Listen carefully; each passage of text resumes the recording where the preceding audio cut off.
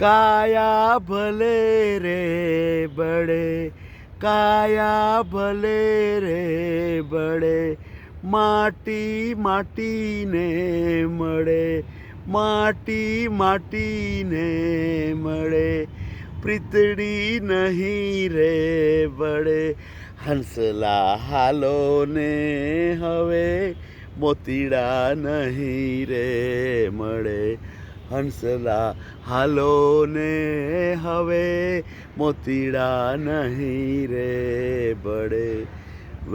વેલ મોતીડા ના મળે અને જ્યારે જવું પડે આ મનુષ્ય દેહ છોડીને ત્યારે દુઃખ તો ઘણું થાય, રાઈટ. પણ એ મોતીડા પ્રાપ્ત કરવા માટે જે આપણી તૈયારી જોઈએ એ તૈયારી ક્યારેક ઓછી હોય અને જો આપણને એ જ્ઞાન પ્રાપ્ત ના થાય કે જે જ્ઞાનથી આપણે નીરને ક્ષીર જુદા કરી શકીએ, જીવને અજીવ જુદા કરી શકીએ અને બહારની દુનિયા અને અંદરની દુનિયાને જુદી કરી શકીએ, તો એ જ્યારે ભેદ જ્ઞાન ના થાય ત્યારે મૂંઝાવું નહીં. કારણ કે આ તો અનાદિ અનંત સમયથી થયેલી ભૂલ છે. એક જન્મમાં ભૂસાય એવું નથી. અને જો ના ભૂસાય એક જન્મમાં તો ચિંતા ના કરવી.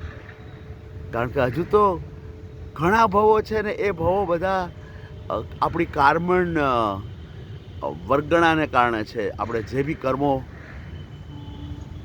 પ્રીવિયસ બર્થમાં કર્યા એ બધા જ બર્થમાં આપણે શું હતા અને શું કર્યું તે આપણને ખબર નથી. પણ જેટલા આપણે જોડાયા હોઈશું ક્રોધ માન માયામાં એટલા એ કર્મો આપણે ફેસ કરવા જ પડશે. આજે નહીં તો કાલે, આ જન્મમાં નહીં તો આવતા જન્મમાં. માણસમાંથી પશુ થઈશું, પંખી થઈશું, ઝાડ થઈશું, માછલી થઈશું, ગેંડો થઈશું, હાથી થઈશું, ઘોડો થઈશું, ગધેડો થઈશું, સસલું થઈશું, આપણને ખબર નથી. અને જે ગણતરી છે એ બધી એટલી પાકી છે કર્મોની ગણતરી કે કર્મના બદલા દેવા તો પડે એવું એક સરસ મજાનું લોકગીત છે. કર્મના બદલા દેવા રે પડે, કર્મના બદલા દેવા રે પડે. So don't worry about it, it's okay. We have to, without joining too deeply with any of the present circumstances, pass this time by being totally unattached to either dukh or sukh. That is the only way we can purify our insides, and unless and until we have a purified inside, we will not be able to achieve moksha. So if you want to have liberation, if you want to have moksha, we have to remember to be pure inside and out. So વ્યવહાર પણ સરસ રાખો અને વ્યવહારની જોડે કોઈ બી કાર્ય કરીએ કે જેમાં લોભ હોય, જેમાં મોહ હોય, જેમાં ક્રોધ હોય, ત્યારે સહેજ અટકી જવું. કારણ કે એ બધું જ આપણને બીજા વધારે જન્મો તરફ લઈ જશે.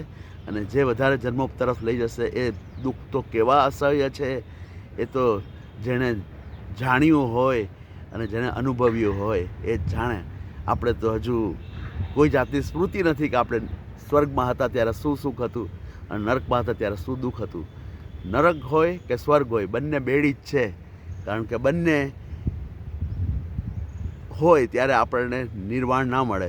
નિર્વાણ છુટકારો જોઈતો હોય, ટોટલી આમાંથી ફ્રી થવું હોય તો સ્વર્ગ પણ ના જોઈએ, નરક પણ ના જોઈએ, સંભાવ જોઈએ. અને ટોટલી બધા જ કર્મો ધીમે ધીમે નિર્જરા પામીને આપણને મોક્ષ માર્ગ તરફ લઈ જાય એવી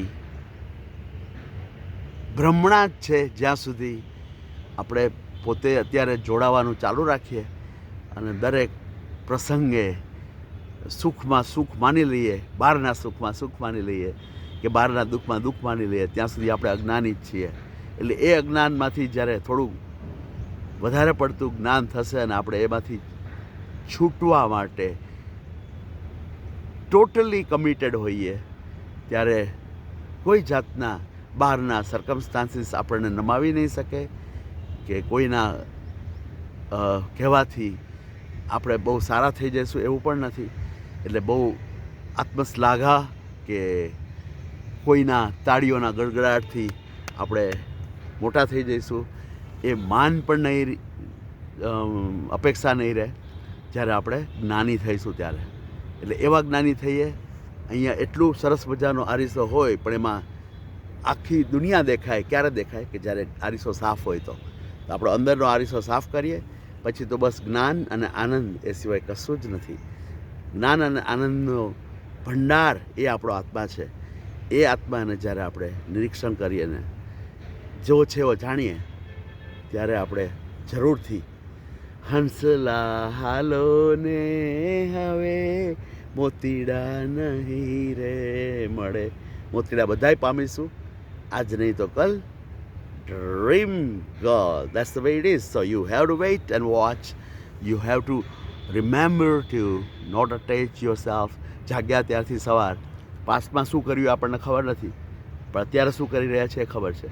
ફ્યુચરમાં શું કરશું એ પણ ખબર નથી, પણ દરરોજની સવારથી સાંજ સુધી જો આપણે બધા જાણી જોઈને કોઈ પાપો ના કરીએ કે કોઈ ક્રોધ માન માયામાં ના લોભાઈ જઈએ તો પછી તો બસ દરરોજનો એક એક દિવસ આપણો પાસ્ટ પણ સરસ કરશે અને આપણું ફ્યુચર પણ સરસ કરશે. જય જિનેન્દ્ર, જય Shri Krishna. Cheers, good day.